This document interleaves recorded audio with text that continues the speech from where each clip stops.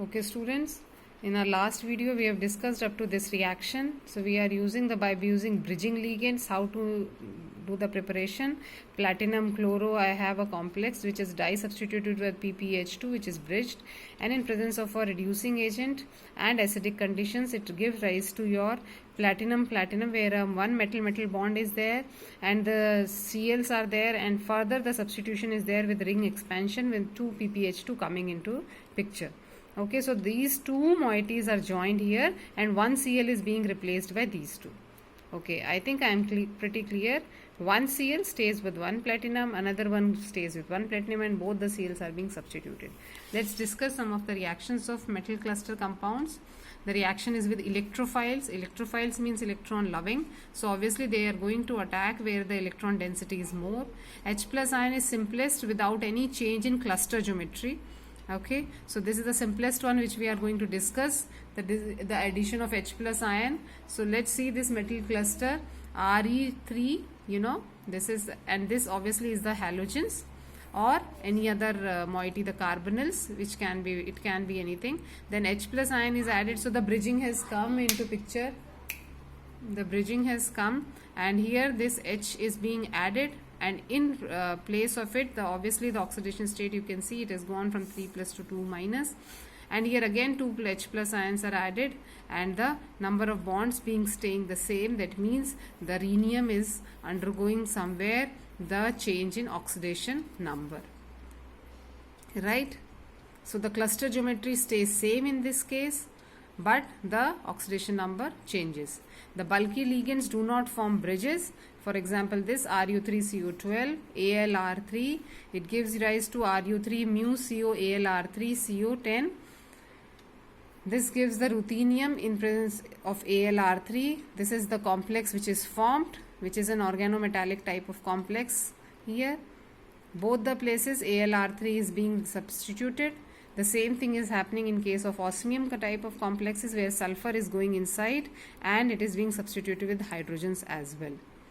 So you can learn these reactions. Then another is a reaction with nucleophiles. It adds 2 electrons to the metal cluster, resulting in either rearrangement or losing a 2 electron ligand. Okay, so either the rearrangement can take place or the ligand can be lost. Okay, for example, this is the bridging type of complex which can be formed mu2H, where H is a bridging ligand with CO10, which do not lose ligand but generates a vacant site by opening the bridge. So what happens in this is it generates a vacant site. The reaction is shown like this. You can just go through it. It has 2 bridging H2, and when you add PPH3 to it, what happens? This bond is broken. Okay, and only one hydrogen is left. And further, when CO is being removed from this one of the carbonyl, so the bonds gets broken, right? See, this place it is 3 COs and here only 2 COs are left, right? So one bond is still not there, which can further combine and it forms a open type of system.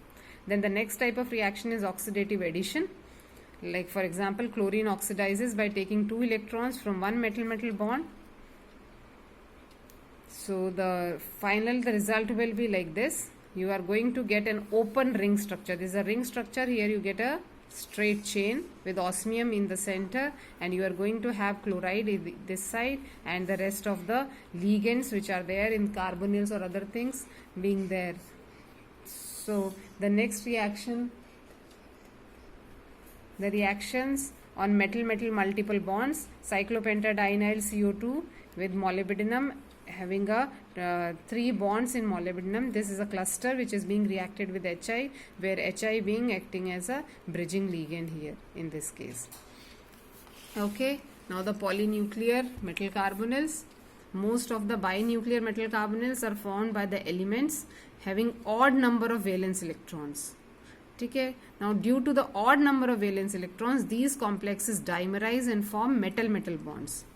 So, like suppose here it was 5 MnCO5, it dimerizes to Mn2CO10. Similarly, CO2CO10, Fe2 with a cyclopentadienyl ring, Fe2CO9 similarly. So, we have these type of binuclear complexes. Now, what is the type of bonding in this? Metal carbonyl bonding can be mu, one type only, one it is bridged through one carbon only. The other is this type of bonding where the two metals are being attached, one through the carbon, another one through the bonds, the double bonds or triple bonds which are being present. Then the third one is mu3 type of where the three bonds are formed by the carbonyl carbon. So we can have these different types of bonding modes. Accordingly, we have these complexes and their structures. These should be thorough with you and you should learn how to draw them. They should be clear. I think you have to learn them. There is no other option. Draw some of them in your notebooks, the common ones, and you can learn them. Okay.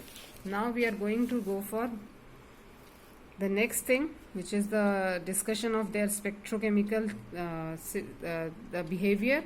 The most of the mononuclear metal carbonyls follow 18 electron rule, except vanadium hexacarbonyl, which is a 17 electron.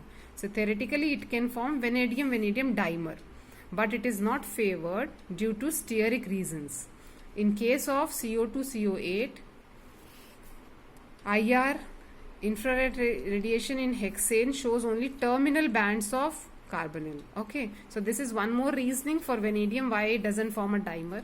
Then when we come to CO2-CO8, how the terminal bands of carbonyl are there and how IR in solid state gives band for both terminal and bridging. You know, when you are in solution phase, because hexane is a solvent you are taking there, so you are only getting the bands for the terminal one, but here you are getting for terminal as well as for bridging. Why? Because you have this type of equilibrium in the structure when you go for solution. So you can just go through the structure and then it goes this way whenever it goes to solution phase. So in solution we always get only the terminal ones, in solid we get both. Okay, this is one discussion. These can be the reasoning questions, small reasoning questions which can be asked. Okay, now we can discuss the structure once more. This one is one more structure where iron 4, every iron is having 4 carbonyls, and there is a bridging, one iron-iron bond also, and the bridging also being present. So group 8 metals, iron, ruthenium and osmium form trinuclear metal carbonyls. So you need to learn how to draw them separately, binuclear metal clusters, trinuclear metal carbonyl clusters. Like in case of ruthenium and osmium, there is no bridging CO present. Whenever you draw, there is no bridging CO. See this structure. It is ruthenium with there is no bridging CO being present whenever they go to heavier ones. Okay. Now let's discuss something about the preparation of the metal halides.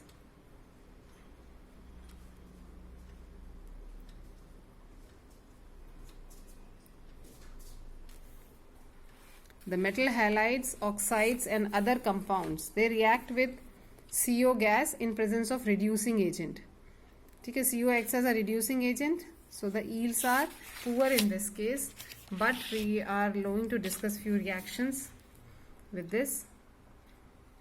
You can just see this is a carbonyl complex, CO2 Me twice CO with 4 H2O in presence of carbon monoxide and hydrogen.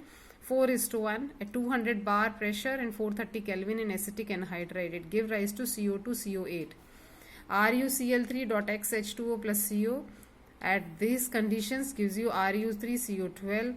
Similarly, OS3CO12 and Fe2CO9 can be prepared. These reactions are the repeat of the carbonyls which we have already discussed. So if you remember those reactions there, then it becomes pretty easy for you.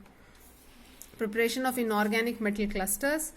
Chromium chloride plus NaMeCO2 in aqueous solution give rise to a chromium complex which is having a quadruple bond. Tungsten also is a diamagnetic and possess tungsten with a that is a triple bond with a bond distance of 242 picometer. So this is the cluster. Now this cluster on oxidation with Cl2 can give you W2Cl9 2 minus. Where 2 minus means the oxidation state is changing of tungsten here. Just observe. So the bond order goes to 2.4 here and the bond length is 254 picometer. So that means the bond length has increased from 242 to 254 picometer. Okay. Then MoCO6 on refluxing in CH3COH again gives you dimer, this dimolybdenum tetraacetate intermediate, which on reaction with KCl gives you a cluster. This is again having a quadruple bond with 2.14 picometer bond length, oxidation state +2 and bond order 4. Similarly, ReCl5 on reacting, on heating gives you Re3Cl9, where rhenium double bond and bond distance is 245 picometer. I have drawn the structure for this at least. This is the structure. Okay. So, by reduction, Re4 2 minus, H2 in presence of HPO2 2 minus on HCl gives you Ra2Cl8 2 minus. Rhenium quadruple bond with bond distance 224 picometer. So, the degree of overlapping we can conclude, and hence the bond strength is decreases in the order that the sigma bond strength is the strongest, then the pi, and then the delta. Now this is one question which has been asked before also, so just concentrate on it, on the structure of it, how it goes. Cr2 mu O2 CMe4. So the chromium lies on the z axis and using SPX, Py and dx square minus y square to form chromium oxygen bonds. The px and dz square orbital mix to form a sigma bond. dxz and dyz forms pi bond, this we have discussed, and dxy forms a delta bond. Okay, this is the structure basically for this, where the metal quadruple bond is there and there is a vacant orbital. You can discuss and see it through an orbital picture also in a 3D through some YouTube video or the links I have shared with you. But the rest, this is the direct question which can come as 1.5 marker or something, where they can ask you to discuss the structure of it and how the overlapping is happening, similar to the rhenium one which we have discussed in detail. Okay, thank you.